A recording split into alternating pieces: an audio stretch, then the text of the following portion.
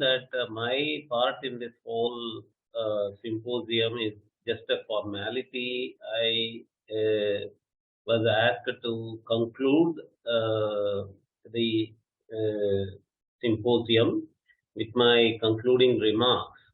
But of late, we have been asked by our founder, Harikiran Vadlamani Garu, not to do just a formality and have a formal title of some concluding remarks or something like that, and play our role as scholars in this and share some title for our discussion, for our participation.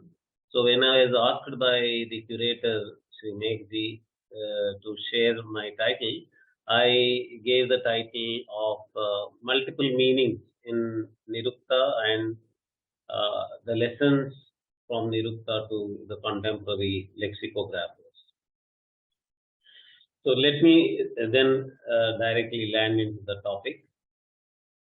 Till now we have seen people talking about whether Nirukta is etymology or it's an etymological work, what are the beautiful etymological aspects of Nirukta, and so on, which takes the discussion into the Shabda side, Shabda Nirukti side of the discussion, whereas my discussion is going to be on the other side, on the meaning side. The discussions that took place from Gauri Maulikarji, Vasant Kumar Bhattji, and Mahopadhyay Subramanianji, all of them were, to use a technical term, synchronic. They were not going into a diachronic aspect, which is actually chronological aspect, from which time to which time is the chronological sequence from one time frame to the other time frame and all that. The only previous presentation with such a diachronic approach, chronological approach, was by Sri Meghji, a wonderful, highly pedantic, I should say, and a very rigorous, well substantiated discussion about the time frame of Nirukta and its chronology and its implications for the history of IK.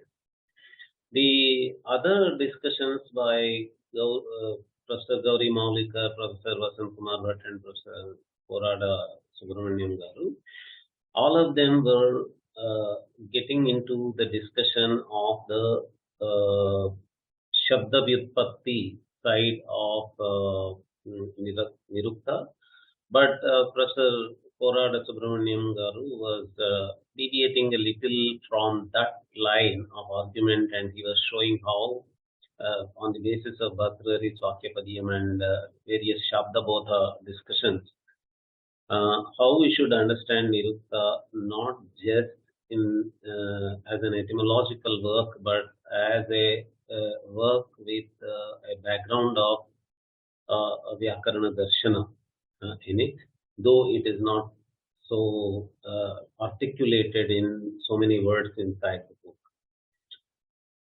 Now my analysis is also going to be a synchronic one. I'm not going to do the chronological or diachronic analysis and placing Nirukta in a time frame or any such thing.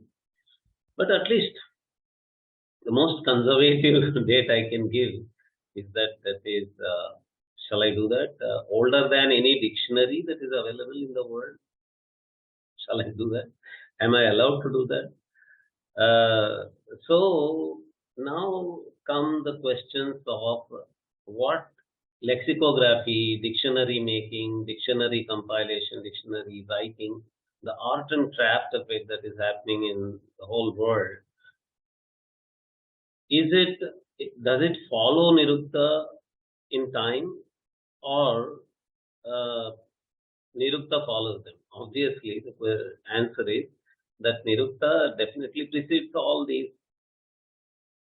Some very interesting, I'm nowadays using this word, very striking coincidences is that, do you know that in the lexicography, in the dictionary compilation science, people use some technical terms for these alphabetical dictionaries inside the dictionary. Each passage, in the beginning of which you find a particular word, that passage is called an entry. That word is also called an entry. And there is an entry and there is a whole passage after that. And the various meanings that you find after the entry in an alphabetical dictionary, they are called definitions in the lexicographical terminology. They call them definitions. We generally, in a very common man's parlance, we call them meanings of that word. But the other word that is used for these meanings is definitions. What is the word used for Nirukta as the title? Actually, it is Nirvachana. And the word Nirvachana in contemporary parlance in Indian languages is being used as a translation for definition only. Did the dictionary science people, lexicography people, take the word Nirvachana from Nirukta and are they using the translation of that in English definition for their lexicography science, or is it a coincidence in thinking that both of them are using this? And when there is a book which is talking about Nirvachana, the lexicographical work, they don't define definition. Whereas, as a work with a concentration on etymology, Nirukta is also talking about what is Nirvachana. It is giving the definition of definition inside it. Nisheshena Vachanam. So what is that Nisheshena?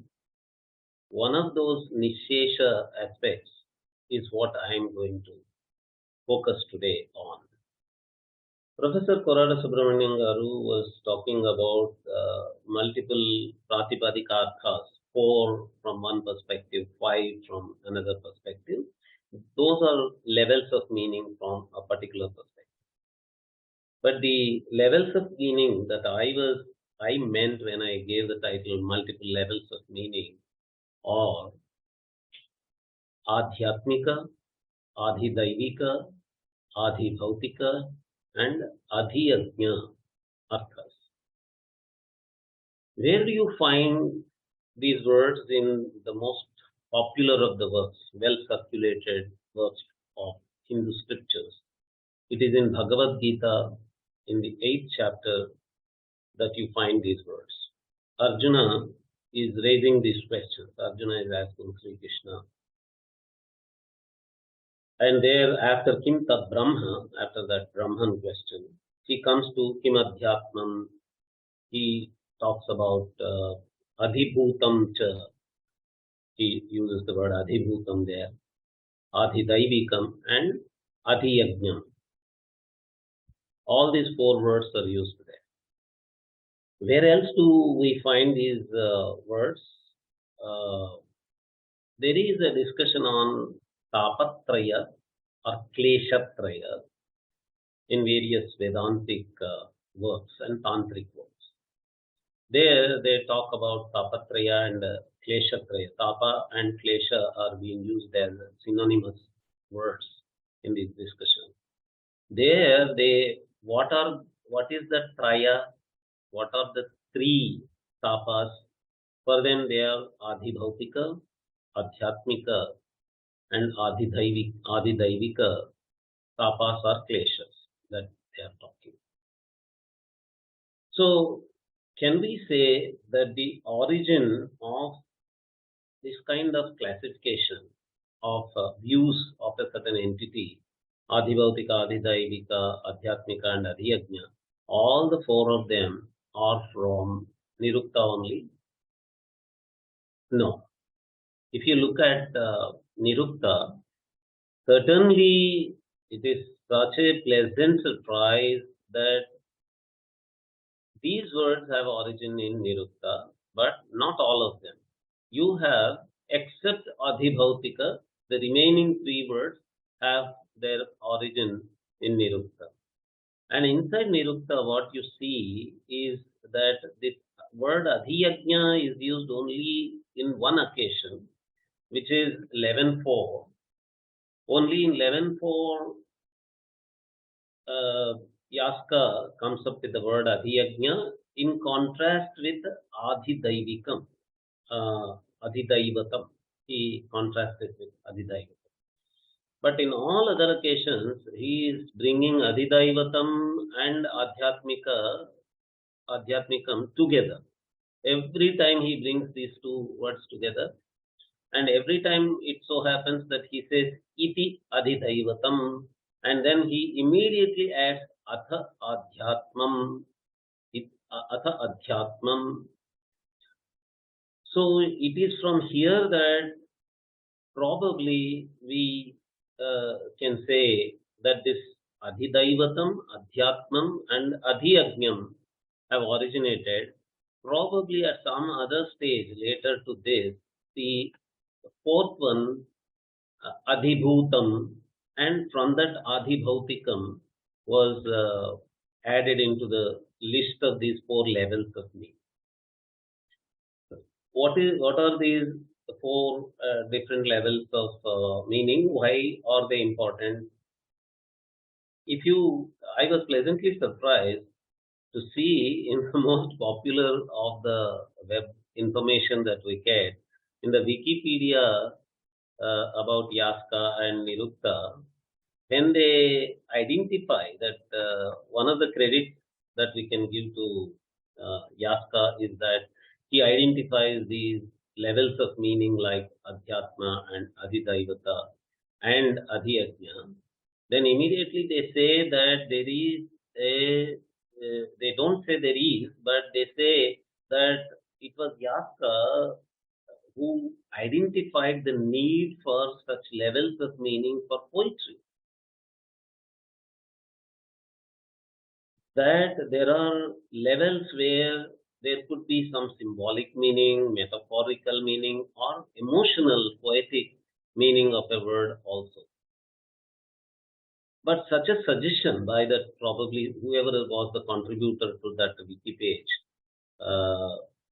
at least that idea that there is a contemporary use of that for the contemporary lexicographers, I don't think it is taken away from there. It is carried forward from there. I don't see any lexicographical discussion where any lexicography theorist suggests that when we provide these definitions for different entries, we have to actually identify such levels of meaning for entities and distinguish them. That these are one is a natural, probably Bhuta level, which is just a natural one, and then go to the spirit level of that Adhidaivam and the inward experience, emotional experience level of that, and a ritual level, Adhiyajna level of that. There are a number of discussions in cultural anthropological literature where they extend the meaning of myth, not just limited to the primordial myths in primordial societies or tribal societies or traditional societies. They take the meaning of the myth into contemporary literature also, how fiction, for example, novels and film stories also have their mythical aspect. And for example, Joseph Campbell's book, The Hero with Thousand Faces, has this kind of a connection. It makes connections between contemporary film stories and fiction stories and the traditional myths. And the same book, and there are many books like that, they make a connection between contemporary life actions and rituals also. So if one wants to learn lessons from that kind of a perspective, that you have an extendable meaning for the mythical aspects, and extendable meaning for what is a ritual to the actual contemporary life, then when you are drafting a contemporary lexicon, contemporary dictionary, you should also be, for example, classifying the meanings into those mythical meanings, mythical in quotes. I'm not saying that it is actually mythical, but that level of meaning and the ritual level of meaning, which would be equivalent to Adhyajna level and Adhidaivika level meanings. One very important implication of such a requirement would be, for example, if the most maligned words that we see today from the Vedic vocabulary is the Soma. There is a lot of discussion about Soma, and most of the Soma publishers, Soma literature research publishers, they want to take it to some drug, some kind of mushroom, some kind of accelerating material, and all that. Incidentally, what happens in Nirukta itself is that it is this word that is taken for Adhyajna Adhidaivata discussion in 11.4 of Nirukta. It is exactly this word that Yāska takes up, and he very clearly says, please distinguish between the Adhyajna meaning of Soma and the Adhidaivatam meaning of Soma. There he says, Somam manyate papivan yat tam vimsatyaushadhim somam yam brahmano vidur na tasya ashnati kaschana na tasya ashnati kaschana. He repeats this, na tasya ashnati kaschana. In 11.4 also he says, Somam yam brahmano vidur iti na tasya ashnati kaschana ayajva iti adhiyajnam. Very clearly he says. And then he says, Atha adhidaivatam somam manyate papivan yat. And then he gives other meanings for Soma, where he brings up Chandramasam also.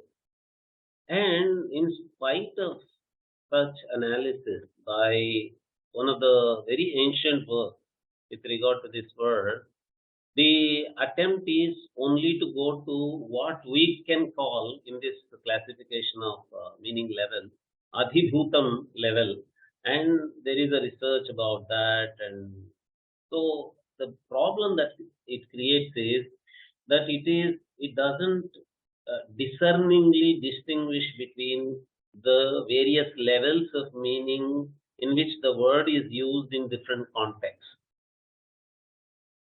What happens is there are many popular books today.